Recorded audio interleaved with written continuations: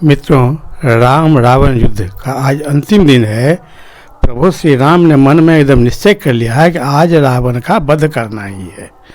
और रावण का वध करना कोई सामान्य बात नहीं था, किंतु प्रभु श्री राम त्रिलोकीनाथ थे, वो कुछ भी कर सकते थे। इसलिए आज रावण का वध होगा। आप लोग बहुत ही अच्छा ये कहानी है, वीडियो के अंत तक बने रह करके देखिए। जब रणभूमि में गए तो भगवान श्री राम ने अपने रथ के सारथी, जो इंद्र द्वारा भेजा गया रथ था, मातली से कहा कि मातले देखो, मेरे शत्रु रावण का रथ बड़े वेग से आ रहा है। जान पड़ता है कि इसने समर भूमि में अपने वध का निश्चय कर लिया है। अतः अब तुम सावधान हो जाओ और शत्रु के रथ की ओर आगे बढ़ो। आज मैं शत्रु के रथ का विध्वंस करना चाहता हूँ। भय तथा घबराहट छोड़कर मन और नेत्रों को स्थिर रखते हुए घोड़ों की बागडोर काबू में रखो और रथ को तेज चलाओ। तुम्हें देवराज इंद्र का रथ हाँकने का अभ्यास है, अतः तुमको कुछ सिखाने की आवश्यकता नहीं है। मैं एकाग्रचित्त होकर युद्ध करना चाहता हूँ। रावण को बड़ा क्रोध हुआ। वह अपनी लाल लाल आंखें फाड़ कर देखता हुआ श्री राम पर बाणों की वृष्टि करने लगा। उसके इस आक्रमण से श्री रामचंद्र जी को भी बड़ा क्रोध हुआ। तत्पश्चात एक दूसरे के वध की इच्छा रखकर श्री राम और रावण दोनों में बड़ा भारी युद्ध प्रारंभ हुआ। दोनों दर्प से भरे हुए दो सिंहों के समान आमने सामने डटे हुए थे। श्री राम और रावण में अत्यंत क्रूरतापूर्वक महान द्वैरथ युद्ध आरंभ हुआ, जो समस्त लोगों के लिए भयंकर था। उस समय राक्षसों और बानरों की विशाल सेनाएं हाथ में हथियार लिए रहने पर भी निश्चेष्ट खड़ी रही। कोई किसी पर प्रहार नहीं करता था। सभी सेना, दोनों ओर का सेना चुपचाप खड़ा होकर के यही दोनों युद्ध देख रहा था। राम और रावण का युद्ध देख रहा था। सब काम लड़ाई करना भूल गया।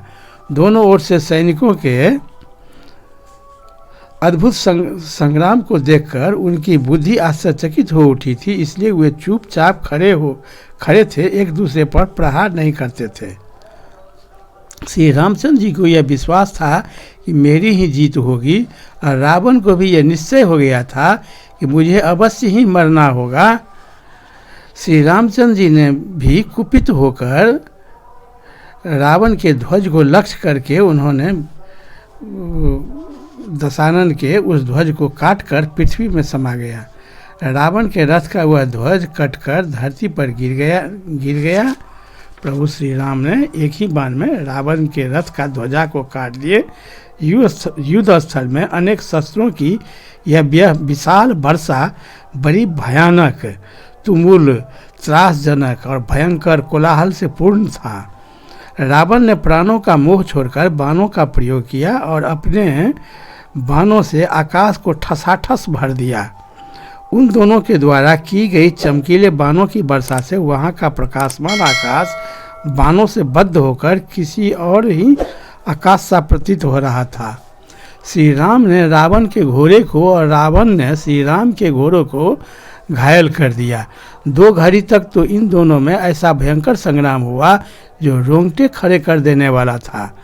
युद्ध में लगे हुए श्री राम तथा रावण को संपूर्ण प्राणी चकित चित्त से निहारने लगे।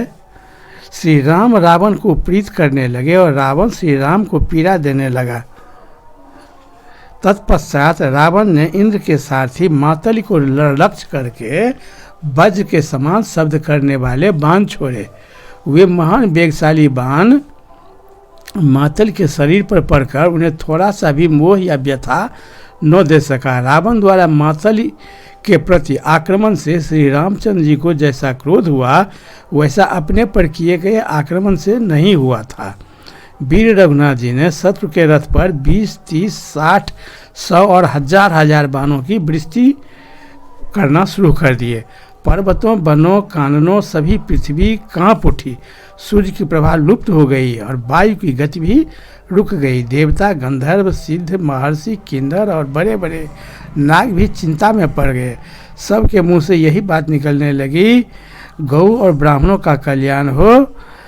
श्री रघुनाथ जी युद्ध में राक्षस राज रावण पर विजय पावें। ऋषियों सहित वे देवगण श्री राम और रावण के अत्यंत भयंकर तथा रोमांचकारी युद्ध को देखने लगे। महाबाहु श्री रामचंद्र जी कुपित होकर अपने धनुष पर एक विषधर सर्प के समान बाण का संहार किया और उसके द्वारा जगमगाते हुए कुंडलों से युक्त रावण का एक सुंदर मस्तक काट डाला। उसका वह कटा हुआ सिर उस समय पृथ्वी पर गिर पड़ा, जिसे तीनों लोकों के प्राणियों ने देखा। उसकी जगह रावण को वैसा ही दूसरा नया सिर उत्पन्न हो गया। रावण का यह दूसरा सिर भी शीघ्र ही काट डाले। उसके कटते ही पुनः नया सिर उत्पन्न दिखाई देने लगा। इस प्रकार एक से तेज वाले एक से एक 100 सिर काट डाले गए तथा उसके जीवन का नाश होने के लिए उसके मस्तकों का अंत होता नहीं दिखाई देता था।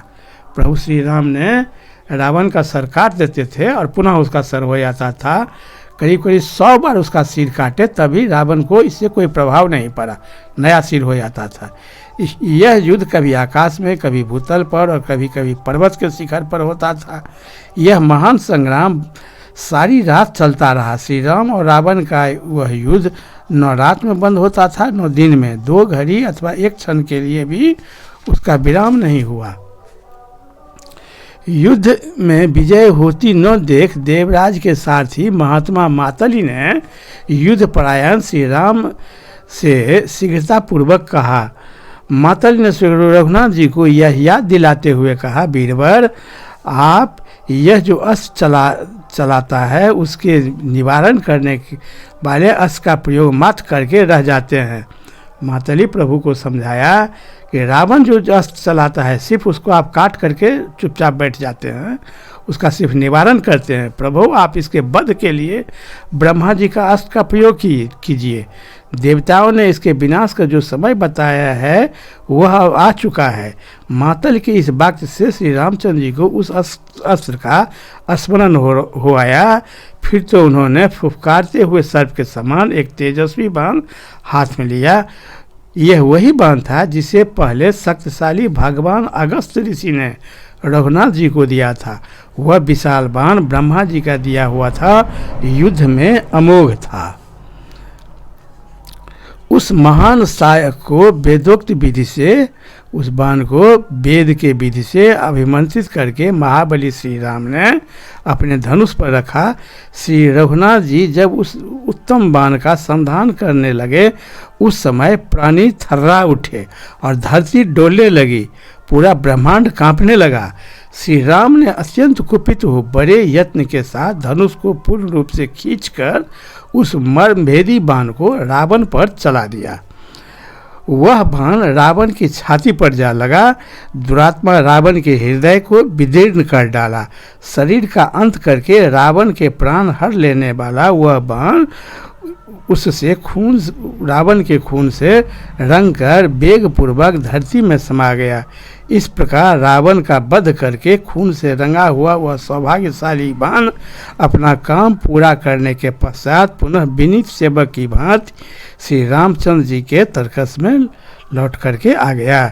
श्री राम के बाणों की चोट खाकर रावण जीवन से हाथ धो बैठा। वह मस्तक वेगशाली महातेजस्वी राक्षसराज प्राणहीन, वह भयानक राक्षस प्राणहीन होकर के पृथ्वी पर गिर पड़ा। उसका रथ भी गिर गया, रावण का अंत हो गया।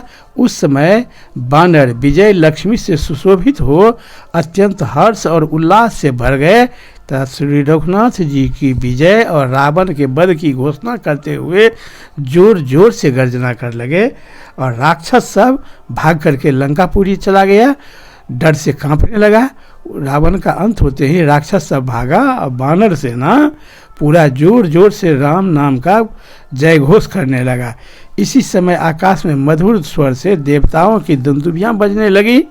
श्री रघुनाथ जी के रथ के ऊपर फूलों की वर्षा होने लगी। संपूर्ण लोगों को भय देने वाला रौद्र राक्षस रावण के मारे जाने पर देवताओं और चारणों को महान हर्ष हुआ।